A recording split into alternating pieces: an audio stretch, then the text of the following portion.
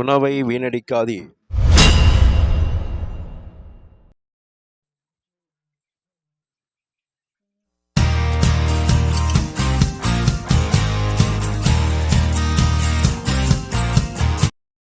Hi viewers and subscribers. ஒரு சூப்பரான டேஸ்ட்டில் எல்லோரும் நல்லா விரும்பி சாப்பிடக்கூடிய, டீ கடையிலலாம் போய் சாப்பிடக்கூடிய அளவுக்கு இருக்கக்கூடிய நல்ல ஒரு டேஸ்டான சமோசா முட்டையும் சீஸையும் வச்சு நம்ம செய்கிறோம். இந்த சமோசா செய்கிறதுக்கு முன்னாடி நம்ம சேனலை சப்ஸ்கிரைபர் பண்ணிங்க, பக்கத்தில் இருக்க பெல் ஐகானை ப்ரெஸ் பண்ணிக்கோங்க.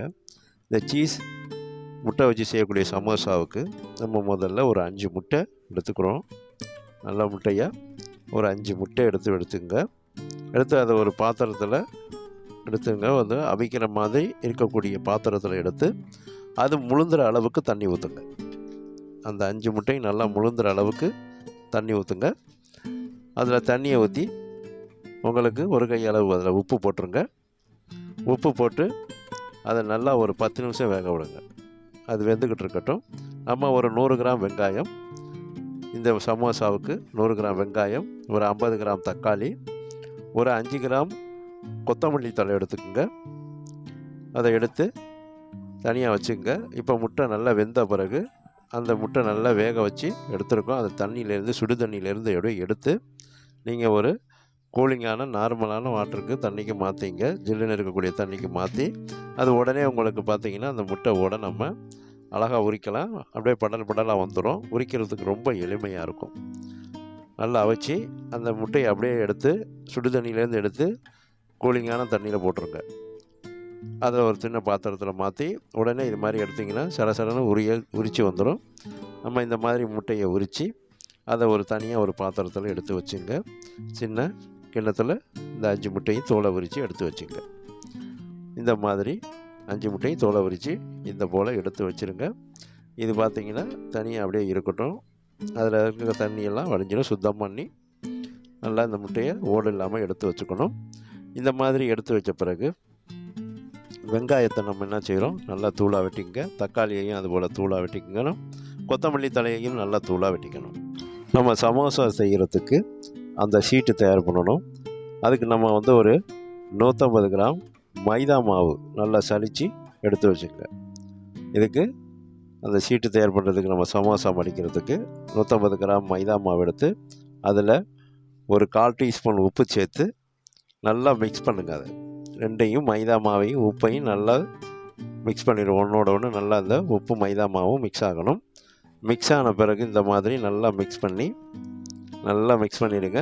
மிக்ஸ் பண்ணிவிட்டு நீங்கள் என்ன செய்யணும்னா அதில் கொஞ்சம் கொஞ்சமாக தண்ணியை ஊற்றி நம்ம சப்பாத்தி மாவு பதத்துக்கு அதை வந்து நம்ம பிசையணும். சப்பாத்தி எப்படி இருக்குமோ அந்த அளவு பதத்துக்கு இருக்கணும். ரொம்ப இதாக இருந்துடக்கூடாது. அதுக்கு தேவையான தண்ணியை நம்ம இப்போ சேர்த்து நம்ம இப்போ அந்த மைதா மாவை நல்லா பிசையணும். தண்ணி ஊற்றிங்க. ஒரு 1/2 டம்ளர் தண்ணியை ஊற்றிங்க. முதல்ல தண்ணியை ஊற்றி இது மாதிரி மைதாவை நல்லா சேர்த்து நல்லா பிசைங்க. ஒன்றோட ஒன்று நல்லா மிக்ஸ் பண்ணி தண்ணியையும் மாவையும் நல்லா மிக்ஸ் பண்ணி அப்படியே பார்த்திங்கன்னா நல்லா திரட்டி அந்த மாவை நல்லா அழுத்தம் கொடுத்து பிசைஞ்சு கொண்டு வாங்க.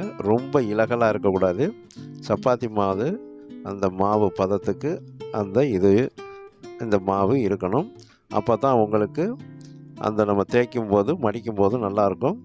இலகலாக இப்போ மாவு பிசைஞ்சிட்டிங்கன்னா உங்களுக்கு சமோசா மடிக்கிறது ரொம்ப சிரமமாக இருக்கும்.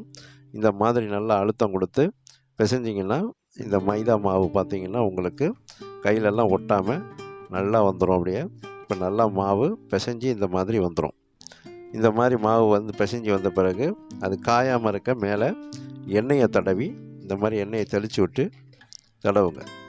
எண்ணெயை தெளித்து விட்டு தடவிடுங்க. அது தண்ணி, உப்பு, மைதா, அவ்வளோதான். வேறு எதுவும் கிடையாது. சோடாப்பு எதுவும் கிடையாது. கலர் பவுடர் கிடையாது. இந்த மாதிரி இந்த மாவு காயாமல் இருக்கிறதுக்கு மேலே எண்ணெயை தெளித்து விட்டு அது மேலே முழுக்க நல்லா அந்த எண்ணெயை நல்லா தடவி விட்ருங்க. தடவி விட்டு ஒரு தட்டை போட்டு மூடி வச்சுருங்க. இப்போ அது ஒரு 1/2 மணி நேரம் ரெஸ்ட்டில் இருக்கட்டும். நம்ம அதுக்குள்ளே அந்த முட்டையை மசாலா பண்ணி கொண்டுட்டு வரணும். இப்போ அது மேலே ஒரு தட்டை போட்டு இந்த மைதா மாவை மூடி வச்சுருங்க. நம்ம சமோசாவுக்கு மாவு பிசைஞ்சு எடுத்து வச்சிட்டோம். இப்போ இந்த முட்டையை என்ன செய்யணும்னு பார்த்தீங்கன்னா, இந்த 5 முட்டையையும் 2 2ஆக வெட்டிக்குங்க. ஒரு முட்டையை எடுத்து நல்லா நேராக 2ஆக வெட்டிக்குங்க. நீங்கள் சின்ன சின்னதாக வெட்டி தூளாகவும் போடலாம். இந்த மாதிரி இதை ஒரு கத்தியை வச்சு ரொம்ப கவனமாக கையில் வெட்டிக்காமல் 2ஆக வெட்டுங்க. ஒரு முட்டையை 2ஆக வெட்டுங்க. நம்ம 10 நிமிஷத்தில் முட்டையை வேக வச்சு எடுத்தால் இந்த மாதிரி தான் இருக்கும். ஓவர் குக் பண்ணிங்கன்னா அந்த மஞ்சக்கரு கருப்பாயிடும், அது கருப்பாக போயிடும். இப்போ பார்த்திங்கன்னா நம்ம கரெக்டான பதத்துக்கு அந்த முட்டையை வேக வச்சு எடுத்துருக்கோம். இந்த மாதிரி 5 முட்டையையும் 2ஆக வெட்டி எடுத்து வச்சுருங்க. 2ஆக வெட்டி எடுத்து வச்ச பிறகு அடுப்பை பற்ற வச்சு அந்த மசாலா செய்கிற அளவுக்கு ஒரு கடாயை அடுப்பில் வைங்க. கடாய் சூடு வந்தோடனே ஒரு 4 டேபிள் ஸ்பூன் எண்ணெய் ஊற்றுங்க. நல்ல எண்ணெயாக பார்த்திங்கன்னா கடலெண்ணெய் சேர்த்துங்க, இல்லை ரீஃபைண்ட் ஆயில் சேர்த்துங்க. இந்த மாதிரி எண்ணெய் ஊற்றின பிறகு ஒரு வெங்காயத்தை போட்டு பாருங்கள், அது நல்லா பொரியும். இப்போ பார்த்திங்கன்னா நல்லா எண்ணெய் சூடு வந்துருச்சு. நம்ம நறுக்கின வெங்காயத்தை அந்த எண்ணெயில் போட்டு நல்லா வதக்கணும். இந்த மாதிரி வெங்காயத்தை சின்ன சின்னதாக வெட்டின வெங்காயத்தை தூளாக வெட்டின வெங்காயத்தை சேர்த்து நல்லா வதக்குங்க. இந்த மாதிரி அதை வதக்கிக்கிட்டே வரணும். இதை நல்லா மிக்ஸ் பண்ணணும். நல்லா பார்த்திங்கன்னா கண்ணாடி பதத்துக்கு வரணும். அதுக்காக நல்லா இதை வதக்கணும். இந்த மாதிரி நல்லா வதக்கிக்கிட்டே வரணும். இது செய்கிறதுக்கு ரொம்ப ஈஸி. நீங்கள் மாவு பிசைஞ்சு அந்த சப்பாத்தி பதத்துக்கு மாவை பிசைஞ்சு நம்ம சமோசா மடிக்கிற மாதிரி கொண்டு வரணும். இந்த சீட்டை நம்ம ஹீட் பண்ணுறதில்ல. இப்போ நல்லா வெங்காயம் வதங்கின பிறகு நறுக்கின தக்காளியை சேர்த்துங்க. வெங்காயம் நல்லா வதங்கின பிறகு நறுக்கின தக்காளியை சேர்த்துருங்க. தக்காளியை சேர்த்து இந்த தக்காளியும் சேர்த்து நல்லா வதக்குங்க. எல்லாத்துலேயும் பச்சை நறுமணம் போகணும். அந்த அளவுக்கு இதை நல்லா மிக்ஸ் பண்ணுங்கள். இப்போ நல்லா பார்த்திங்கன்னா அந்த தக்காளியும் அதோடு சேர்ந்து நல்லா வெந்து வரும். இப்போ நல்லா அது பார்த்திங்கன்னா உடனே வெந்து வர்றதுக்கு நீங்கள் ஒரு 1/4 டீஸ்பூன் உப்பு சேர்த்துங்க. உப்பை சேர்த்து நல்லா வதக்குங்க. நம்ம ஏற்கனவே மாவுலையும் உப்பு போட்டிருக்கோம். இப்போ நம்ம வெங்காயம் தக்காளி வதக்கிறதுக்கும் உப்பு போட்டிருக்கோம். அது கூட ஒரு 1/4 டீஸ்பூன் மஞ்சத்தூள் சேர்த்து அதனுடைய பச்சை நறுமணம் போகிற அளவுக்கு வதக்குங்க. இந்த மாதிரி வதக்கி விடுங்க. இப்போ நல்லா பார்த்திங்கன்னா இந்த வெங்காயமும் தக்காளியும் வெந்து அப்படியே குழஞ்சி வரும். இப்படி வெந்து குழஞ்சி வந்த பிறகு பட்டை, கிராம்பு, ஏலக்காய், பிரிஞ்சி இலையெல்லாம் சேர்த்து தூளாக இடித்து அதை ஒரு டீஸ்பூன் அந்த வெங்காயம் தக்காளி வதங்கிக்கிட்டு இருக்கும்போது அதையும் சேர்த்துருங்க. சேர்த்து மிக்ஸ் பண்ணிக்கோங்க. இப்போ வெங்காயம் தக்காளியெல்லாம் நல்லா வெந்து குழஞ்சிருக்கும். அது கூட கருப்பு மிளகுத்தூள் சேர்த்துங்க. மிளகுத்தூள் ஒரு டீஸ்பூன் மிளகுத்தூள் சேர்த்துங்க. அது கூட ஜீரகத்தூள் ஒரு டீஸ்பூன் சேர்த்துங்க. ஜீரகத்தூள் ஒரு டீஸ்பூன் சேர்த்த பிறகு இதனோடு பார்த்திங்கன்னா உங்களுக்கு காரம். இப்போ இதுக்கு தேவையான கரம் மசாலா ஒரு டீஸ்பூன் சேர்த்துங்க. கரம் மசாலா, மிளகுத்தூள், ஜீரகத்தூள் எல்லாம் சேர்த்து இதை நல்லா திரும்ப அந்த வெங்காயம் தக்காளியோடு நல்லா வதக்கி விடுங்க. நல்லா கமன்னு நல்லா நறுமணத்தோடு இருக்கும். இது சம்சாவுக்குள்ள அந்த மசாலா நம்ம செஞ்சுக்கிட்டு இருக்கோம். இது அந்த முட்டையோடு செய்யக்கூடிய மசாலா. இப்போ இது மாதிரி நல்லா இது வதங்கி அந்த எண்ணெயிலேயே தான் வதக்கணும். இதை தண்ணியெல்லாம் சேர்க்கக்கூடாது. இப்போ நல்லா அதை நடுவில் ஒதுக்கி விட்டுட்டு நம்ம வெட்டி வச்சுருக்க முட்டையை 2 வெட்டி வச்சுருக்கோம்.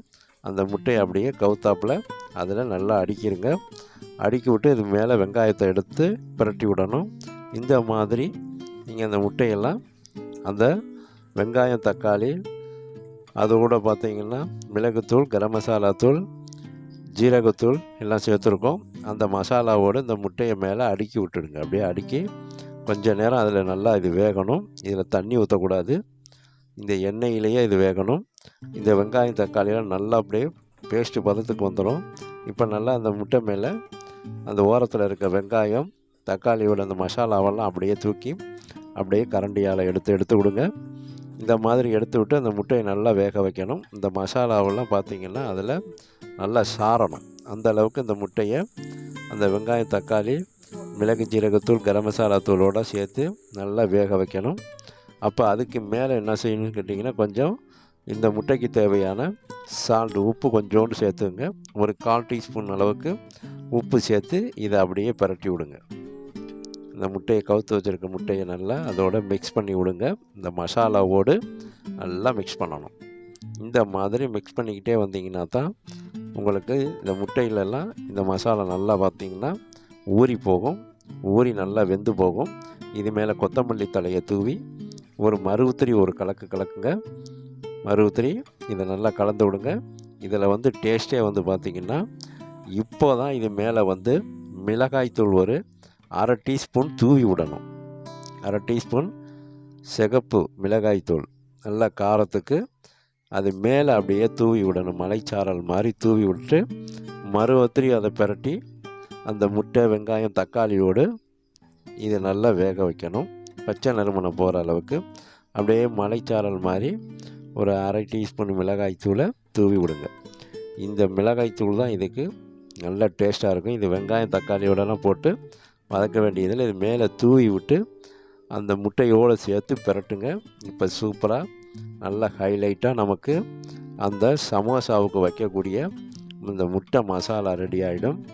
இது நீங்கள் இப்படியே அதை சாப்பிட்ற அளவுக்கு நல்லா டேஸ்ட்டாக இருக்கும், நல்லா நறுமணமாக இருக்கும். இது எண்ணெயிலேயே தான் வேகணும், தண்ணியே இதில் சேர்க்கக்கூடாது. தண்ணீரே இதில் சேர்க்கக்கூடாது, கம்ப்ளீட்டாக எண்ணெயில். இப்போ வந்து சமோசா மடிக்கும்போது அதை ஒட்டுறதுக்கு ஒரு 2 டீஸ்பூன் மைதா மாவு எடுத்து அதில் கொஞ்சமாக தண்ணி சேர்த்து பேஸ்ட்டு மாதிரி அதை குழச்சி வச்சுங்க.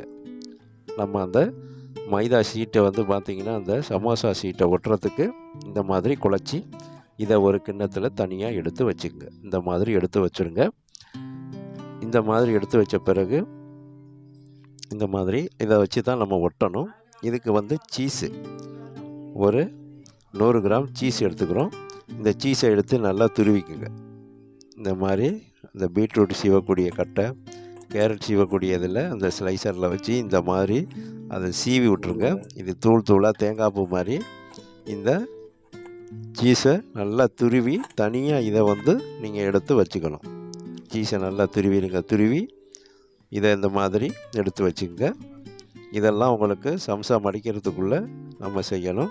இப்போ மாவு நல்லா பார்த்திங்கன்னா ஊறி நல்லா அற்புதமாக நமக்கு இந்த மைதா மாவு நமக்கு அந்த சப்பாத்திக்கு உள்ள ஷீட்டுக்கு சூப்பராக ரெடியாக இருக்கும்.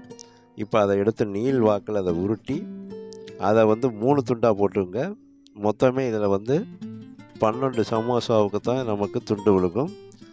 இந்த மாதிரி அதை நல்லா அப்படி உருட்டி விட்டு நீள் வாக்கில் உருட்டி அதை 3ஆக கட் பண்ணுங்கள்.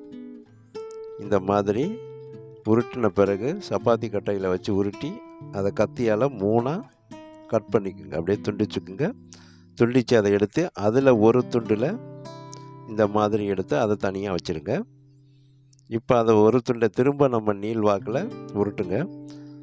இந்த மாதிரி நீள் வாக்கில் உருட்டி இந்த மாதிரி நீள் வாக்கில் உருட்டிக்குங்க. ரொம்ப நைஸாக உருட்டிடக்கூடாது, ஓரளவு கனமாக இருக்கணும். இதில் வந்து பார்த்திங்கன்னா 4 துண்டாக போட்டுருங்க. 4 துண்டாக போட்டு இதை நம்ம கையால் எடுத்து இப்படி நல்லா உருண்டையாக பால் மாதிரி உருட்டிக்குங்க. இது மாதிரி எல்லாத்தையும் வெட்டி நீங்கள் பால் மாதிரி உருட்டி எடுத்து ஒரு தட்டில் தனியாக வச்சுக்குங்க. இந்த மாதிரி ஒரு தட்டில் எல்லாத்தையும் உருட்டி ஒரு பால் மாதிரி நம்ம சமோசா சீட்டு ரெடி பண்ணுறதுக்கு தனியாக எடுத்து வச்சுங்க. அதில் ஒரு பாலை எடுத்து அந்த மைதா மாவு பீடாவை எடுத்து நீங்கள் அந்த மைதா மாவை கொஞ்சம் தனியாக ஒரு கிண்ணத்தில் எடுத்து வச்சுங்க. அது மேலே இந்த மைதா மாவு போட்டு அந்த பீடாவை போட்டு அதோட நம்ம சப்பாத்தி கட்டையில் அந்த மைதா மாவை தூவி விட்டு நல்லா பிரட்டி தடவி விட்டு இந்த மாதிரி அந்த மைதா மாவு உருண்டையை எடுத்து நீங்கள் நம்ம சமோசா சீட் தயார் பண்ணுறதுக்கு சப்பாத்தி மாவு பதத்துக்கு இதை வந்து பிசைஞ்சு வச்சுருக்கோம். அதை சப்பாத்தி கட்டையில் வச்சு இந்த மாதிரி ரவுண்டாக நீங்கள் தேய்ச்சி எடுங்க. மாவில் போட்டு தூவி விட்டு இதை தேய்க்கணும். அப்போ தான் ஒட்டாமல் வரும். ரொம்ப நைஸாக தேய்ச்சிடக்கூடாது. இந்த மாவை வந்து நம்ம வாட்டுறதில்லை. இந்த சீட்டை நம்ம இந்த மாதிரி மைதா மாவில் தேய்ச்சி அதை வந்து நம்ம வட்ட வடிவில் ஓரளவு கனத்தோடு எடுக்கணும். இதை வந்து நம்ம நேரடியாக கொண்டு கல்லில் கொடுத்து தோசைக்கல்லில் வாட்டி அப்புறம் தான் வந்து சமோசா சீட்டு வச்சு மடிப்பாங்க.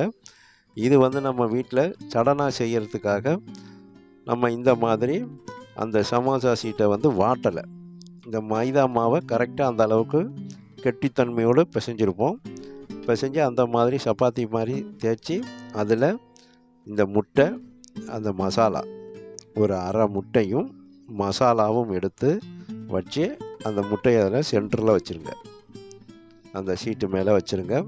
இந்த சப்பாத்தி மாதிரி ரவுண்டாக தேய்ச்சி வச்சு எடுத்து வச்சுருக்கோம் திரட்டி. அதில் இது மேலே அந்த மசாலா வச்சு, அந்த மசாலா மேலே ஒரு பாதி முட்டை, அது மேலே கொஞ்சம் சீஸு வச்சுருங்க. சீஸு வச்சு இதை அப்படியே ஒன் சைடை எடுத்து 3 பாகமாக மடிக்கணும். 3 பாகமாக மடிச்சிங்கன்னா சம்சா மாதிரி முக்கோணமாக வந்துடும். இது டீ கடைகள்லாம் இந்த மாதிரி தஞ்சாவூர் சைடு இந்த போல் பார்த்திங்கன்னா அந்த பக்கம்லாம் இந்த மாதிரி சம்சா போடுவாங்க. டீ கடையில் சடனாக உடனே போட்டுருவாங்க. இது வாட்டாமல் செய்யலாம். இதில் இப்போ ஒரு சைடு மடித்து விட்ட பிறகு ஒரு சைடு அந்த மைதா மாவு பேஸ்ட்டை தடவி திரும்ப எடுத்து ஒட்டுங்க. இப்போ ரெண்டு பக்கம் ஒட்டியாச்சு. இப்போ 3ஆவது பக்கத்தில் அதே போல் மைதா மாவு பேஸ்ட்டை அப்படியே தடவி அதை இழுத்து அப்படியே ஒட்டினீங்கன்னா முக்கோண வடிவில் சமோசா மாதிரி இருக்கும். இதில் முட்டை வச்சுருக்கிறதுனால கொஞ்சம் மேலே அப்படியே மோடாக தெரியும். ஆனால் இது பொரிக்கும் போது ஒரு சமநிலைக்கு வந்துடும். எல்லாம் வெந்து அந்த மைதா மாவு பார்த்திங்கன்னா அந்த சமோசா சீட் அப்படியே உப்பி உங்களுக்கு பார்த்திங்கன்னா ஒரே மாதிரி வந்துடும். இப்போ அந்த பக்கமும் நம்ம அந்த சைட்லேயும் அந்த மைதா மாவு பேஸ்ட்டை தடவி இப்படி ஒட்டினீங்கன்னா 3 மூலையும் சமோசா மாதிரியே வந்துடும். இப்போ இது ஒரே ஷீட்டில் 3 பக்கமும் மடித்து அற்புதமாக நம்ம சமோசா மடித்து எடுத்துக்கிட்டோம். இதை இதுபோல் செஞ்சு நீங்கள் எல்லாத்தையும் ஒரு தட்டில் எடுத்து அடுக்கி வச்சுங்க. இதை ரொம்ப நேரம் அப்படியே விட்டுறக்கூடாது, காஞ்சி போயிடும். காயாமல் அதை பார்த்திங்கன்னா உடனே சரியாக செஞ்சு எடுத்து வச்ச பிறகு நீங்கள் ஒரு அடுப்பை பற்ற வச்சு அதில் அது பொரிக்கிற அளவுக்கு கடாய், ஒரு அகலமான கடாயை வைங்க. அதில் 1.5 லிட்ரு எண்ணெய் ஊற்றிக்குங்க. 1.5 லிட்ரு எண்ணெய் ஊற்றி அந்த எண்ணெய் சூடு வந்துட்டான்னு பார்க்க கொஞ்சோண்டு மைதா மாவை எடுத்து போட்டிங்கன்னா அந்த மாதிரி பொரியும்.